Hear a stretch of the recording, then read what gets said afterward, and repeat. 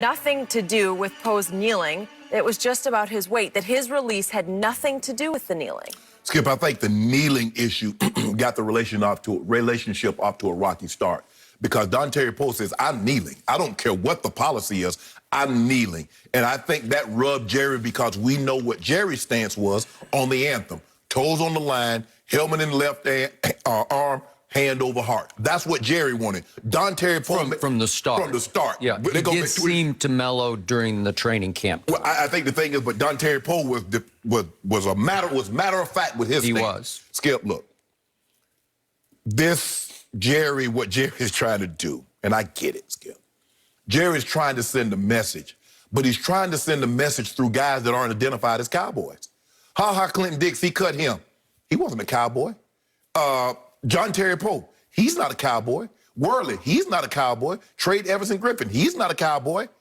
If you want to send a message, the D. Laws, the Jalen Smith, the Vander Eschers, those are guys that are identified. The Zeke Elliott's, those are guys that are identified as Cowboys. Skip, look, it's hard. I played 14 years, and I know guys that were overweight, but they were producing, and coach never said a thing about their weight. Totally agree. Now, I've seen situations where guys were underweight. Mm-hmm. Yeah. And guys, we losing. Well, son, you got to do better. You got to do better. Totally agree. This is what this is about. Now, he made it, Don Terry Poe is low-hanging fruit. He made it very easy. Now, Jerry says he's 30, 40 pounds. Now, they list the guy at 340.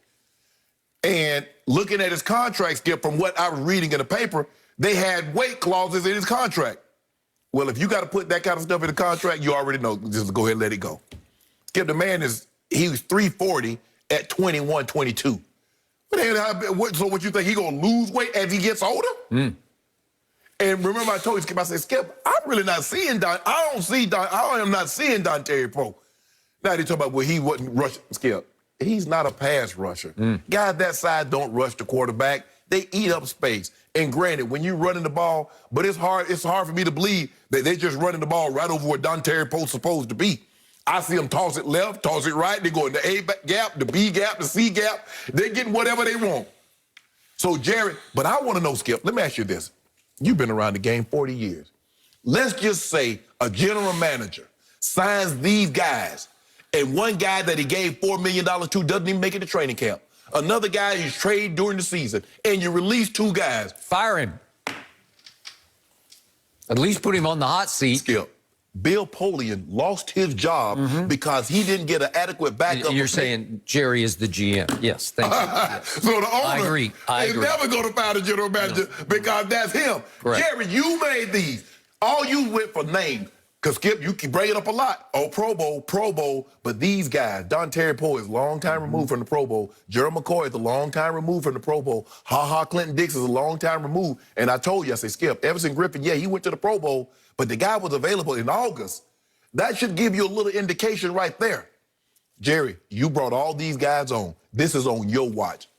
This happened to you. This don't send a message because none of these guys are identified as Cowboys. They were on the Cowboy team, but they're not identifiable Cowboys. Okay, I hear everything you just said, but I have a different perspective on this. I have been trying to explain this to you for several days, and now I have ample proof of my theory. Jerry Jones is in an all-out rebuild on the fly here. Jerry Jones is trying to save the two coaches that he hired. He's trying to prop them up by getting rid of all the naysayers in the locker room.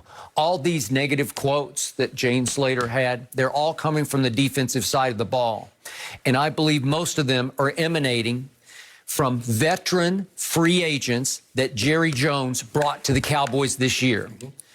Why was I so ecstatic about my new improved defense going into this year? Why?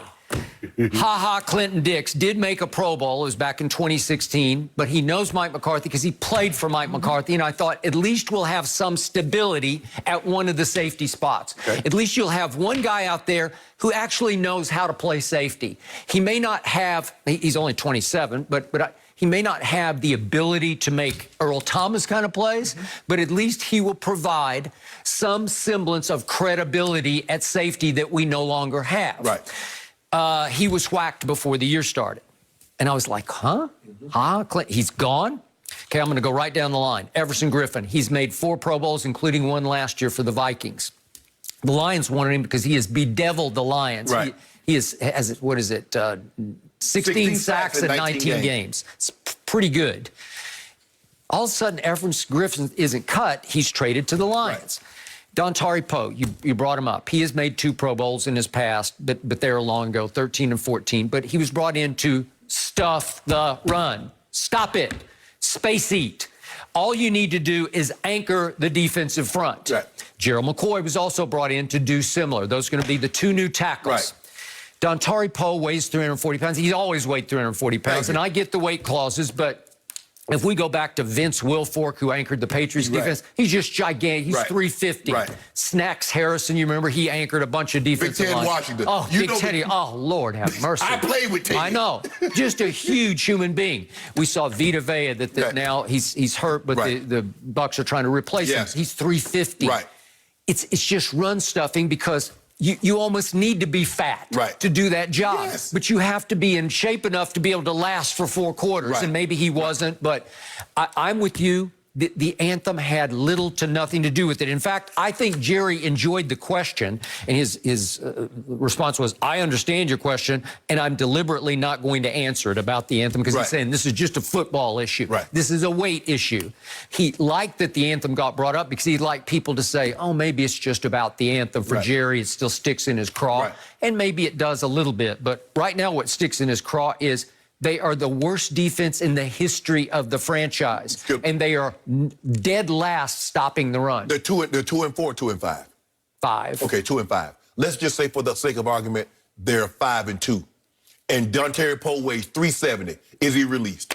Absolutely not. Absolutely not. Okay, let me continue down the list. Brandon Carr, they brought him in, they put him on the practice squad first, but they were transitioning him to safety. Right. Now, he never made a Pro Bowl, but would you believe, this is an amazing stat to me. Do you remember his rookie year was 2008? Yeah. Since then, since the first game he ever played in the National Football League, he'd started every game he'd ever played for every team he was on, including last year's Ravens, who had the 3rd best in points allowed defense, and they went 14-2. Right. Okay? Yeah. Started all 16 games for the Ravens, so he had 192 straight starts. Is that credible? Yeah. Sure it is.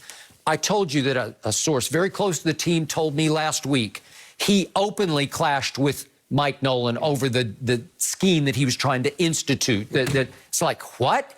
And because he openly defied him in front of other players, he got cut before the season started. He was going to be another credible safety. I'm not saying he's a great player, but at least you have credibility. Well, the thing is, Skip, when you new on the job, when you got a new system, you got to get rid of those bad apples. Okay, So he had to go. I got it. But I'm saying all these guys, I think, were becoming bad apples. They're all newcomers who are saying, what the hell are you doing? That are vets. Yeah, right? All of them vets, including Darryl Worley. Now, I get you. Number 28, every time I looked up, he was chasing somebody, right? Yep. I'm with you, but he was a 3rd-round pick in 2016 for the Carolina Panthers out of West Virginia, and he started 11 games his rookie year, 14 his next year, and then for the Ravens, 9 games his first year at the Ravens, and then 15 last year. He has credibility in the league, and he comes in, and I'm pretty sure he was bucking the system, saying, I don't get it. I don't understand what you're asking us to do when you're asking us to do it, and clearly he just lost half the time. Okay, the one X factor here was Gerald McCoy. I love Gerald McCoy. Maybe a little bit on the downside of his career. 6 Pro Bowls. The last was in 2017. So to your point, but would he have brought some leadership? And again, I use the word credibility to the defensive front. Sure, he would have. And he tore his quadriceps and was gone for the year. And he was released on an injury waiver. Okay. That's it. I just named a whole bunch of players that I thought were going to give me some bedrock, you know, some new foundation on defense of players who have been there and done it before. But see, Skip, you doing this from where we stand is one thing. Jerry Jones, what does the tape say? If you bringing these guys in, you get an opportunity to look at tape. If you watch the tape, clearly they're not the same guys that they were. I'm going beyond that. I'm going to mutiny. I'm going to open rebellion, and I'm going to a Jerry Jones who just threw up his hands after watching 38-10 Monday Nightmare, and then losing to your arch rival in a game in which you were not competitive from the first drive of the game. he's just saying, I'm playing for Trevor Lawrence. Right. I believe he's playing for Trevor Lawrence. I believe they are in full-on, all-out rebuild, or if you want to use a cowboy term, reboot, as in cowboy boot. So call it a reboot. Do you realize that a lot of the websites, including Fox Bet earlier this morning, had the Cowboys as a 9.5-point underdog at Philly, albeit we don't know if Andy Dalton's going to play or not, but it has come to this. Right. You're a 9.5-point underdog. They have been lifeless the whole year. They have fallen woefully, impossibly, hopelessly behind every game, including against the Giants. They're down 17-3 at home to the Giants in the second quarter. Right. What does that tell you? Quit, quit, quit. Jerry's just saying he is just sending everybody out because he wants to go young, and he doesn't care if he loses every game left on this schedule. And I want you to show me a game they're going to win because I don't see it. It's gonna be clear. They'll sneak up on somebody, Skip. But see, Skip, Jerry is the guy. He's the type of person that goes out and buys designer because it's designer, even though it doesn't go with the outfit or the ensemble that he's wearing. He'll get a designer pair of shoes, even though it doesn't match what he's supposed to be wearing. I don't think Jerry has any fashion sense whatsoever. But so he's getting these name players, even though they don't necessarily match what they're trying to do defensively. But they got a name. If I call it name, Don Terry, he got Don Terry Poe. Oh, he got Ha Ha Clinton. He got